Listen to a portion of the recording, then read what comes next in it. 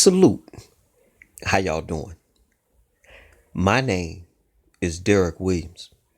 Shout out to my newest subscribers, Miss Edna Detta. I hope I pronounced your last name right. And Sakuna Channel.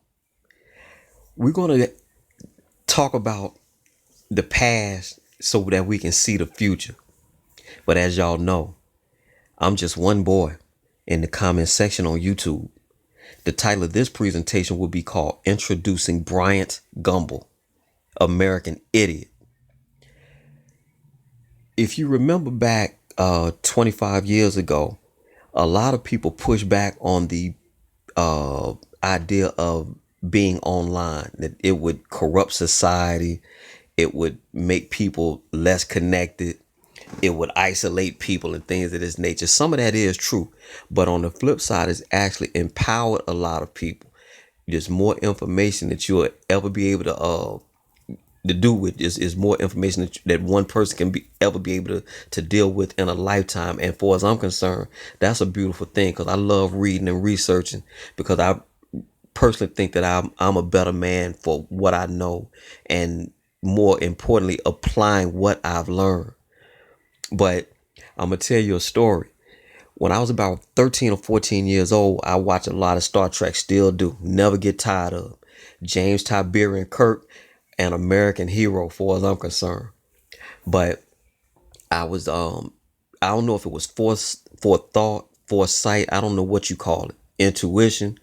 I'm siding on the part of just being intuition, because I just kind of saw the future. I don't know how I saw the future, but I saw the future. I told my daddy and my stepmom, I said, y'all watch, in the very near future, y'all gonna talk on the phone just like Captain Kirk does with his communication device. Y'all gonna see. My stepmama laughed till she cried. Literally, she laughed till she cried. Well, this was the early 1980s. Well, we fast forward about 25 years to 2005 or 6. And my daddy had took his cell phone out of his pocket. He had a flip phone. And he started talking. I didn't say nothing.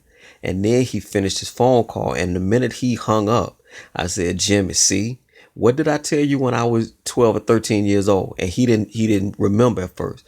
I said, remember when I told you that you would be talking on the phone like Captain Kirk? I said, you remember that? And y'all laughed at me. And he just looked at me with this in a state of shock, because he remembered. Well, I see the same thing with cryptocurrency. People don't believe in Bitcoin, but you believe in dollars. The dollars are an illusion too. Why? Because they're backed by nothing. A lot of people think that America is on the gold standard. You would be wrong. America has been disconnected from gold. We've been taken off the gold standard since at least 1971. So the dollar amounts to nothing. I mean, it literally is monopoly money. It only holds weight because society believes it's so, because the government says so. That's the reason why it's called fiat currency. It's made whole, or it's made to carry weight because the government says so. And that's what fiat means. Decree by government. Well, the dollar will crash. I think most economists will tell you this, and just people that study you can see the writing on the wall. But the good news is that there is almost always something to offset that. Precious metals would be one, but this currency here, a cryptocurrency, could be a very good alternative to the dollar. And those of us who are jumping in now, what are called early adopters, they stand to make a killing. They gonna be like kings. And I told you all in a previous video, history will be unkind to those who knew about Bitcoin early and did nothing. Well, so it was with the internet. And enter Bryant Gumbel. I want you to hear what Bryant Gumbel said about the internet. This is 1994. And when you see what this boy says, you can't help but laugh. And I think those that are laughing at people who are investing in cryptocurrency, those people are going to get the last laugh. So you really should look into this asset class. I think you'll be glad you did. I know I am. So all y'all take care. Greenville, Mississippi till I die. Back now at 56 past, I wasn't prepared to translate that as I was doing that little tease. Oh, that's that little mark with the A and then the ring around it. At. See, that's what I said. Katie said she thought it was about. Yeah. Oh. But I'd never heard it. I'd never heard it said. I'd always seen the mark, but never heard it said. And then it sounded stupid when I said it. Violence at NBC. I wouldn't be around for about in the lunchroom. See, there it is. Violence at NBC. GE.com. I mean, well, Allison should know. What is internet anyway? Internet is that massive computer network, the one that's becoming really big now.